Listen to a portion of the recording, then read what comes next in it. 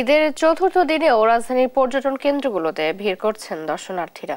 পরিবার প্রিয়জন নিয়ে অনেকেই ভিড় জমাচ্ছেন চিড়িয়াখানা, হাতিরঝিল, বলধা গার্ডেন সহ রাজধানীর বিভিন্ন পার্ক ও মিউজিয়ামে। বৃহস্পতিবার রাজধানীর জাতীয় চিড়িয়াখানা, হাতিরঝিল, বলধা গার্ডেন সহ অন্যান্য পর্যটন এলাকা ঘুরে এমন চিত্র দেখা গেছে। বেলা বাড়ার সাথে সাথে পরিবার পরিজন নিয়ে বিনোদন কেন্দ্রগুলোতে ঘুরতে আসছেন অনেকেই। হাতিরঝিলে ওয়াটার ট্যাক্সিতে চড়ছেন কেউ কেউ। ভ্রমণ প্রেমীরা ছুটছেন এক বিনোদন কেন্দ্র থেকে অন্য বিনোদন কেন্দ্রে।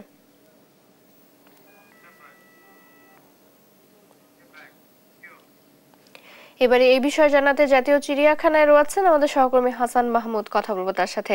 হাসান, চিড়িয়াখানায় আজ পর্যটক সমাগম কেমন দেখছেন?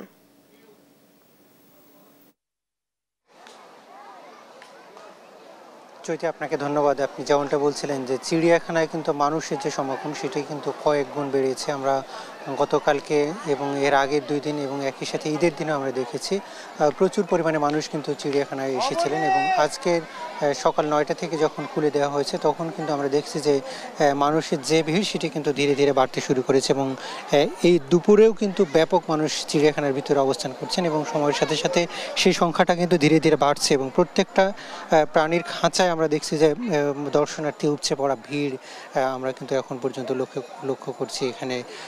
তবে চিড়িয়াখানার পক্ষ থেকে যেটি বারবার নির্দেশনা দেওয়া হচ্ছিল যে কোনোভাবে যেন চিড়িয়াখানার পশু পাখিদেরকে বিরক্ত না করা হয়, সে ব্যাপারে কিন্তু দর্শনার্থীদেরকে আসলে বারবার নির্দেশনা দেওয়া হচ্ছিল। এবং যারা এসছেন তারা কিন্তু, আমরা অধিকাংশের সাথে কথা বলবার চেষ্টা করেছি, তারা কিন্তু বেশিরভাগই ঢাকার বাহিরের বিভিন্ন জেলা থেকে এসেছেন এবং তারা কিন্তু এখানে অবস্থান করছেন এবং তারা অনেকেই পরিবার সহ এখানে এসেছেন। প্রত্যেকটা পরিবারই কিন্তু বলছেন যে বিশেষ করে বিভিন্ন প্রাণীর সঙ্গে শিশুদেরকে পরিচয় করবার একটা বড় উপলক্ষ হয়ে দাঁড়িয়েছে এই চিড়িয়াখানায়। কারণ হচ্ছে অন্যান্য বিভিন্ন বিনোদন কেন্দ্রগুলোতেও যেমন ভিড় রয়েছে, তবে তার চেয়ে বেশি ভিড় কিন্তু আমরা লক্ষ্য করছি চিড়িয়াখানা। এবং এখানকার পরিবারের যারা অভিভাবকরা বলছেন যে আসলে শিশুদেরকে বিভিন্ন প্রাণীর সাথে, বিভিন্ন পশু পাখির সাথে পরিচয় করিয়ে দেওয়ার জন্য চিড়িয়াখানার আসলে বিকল্প নেই। এবং যেহেতু জাতীয় চিড়িয়াখানা, এখানে বিভিন্ন ধরনের পশু, কিন্তু অনেক পশু পাখি রয়েছে, ফলে এখানে স্বাভাবিকভাবে ভিড়টা কিন্তু লক্ষ্য করা যাচ্ছে। এবং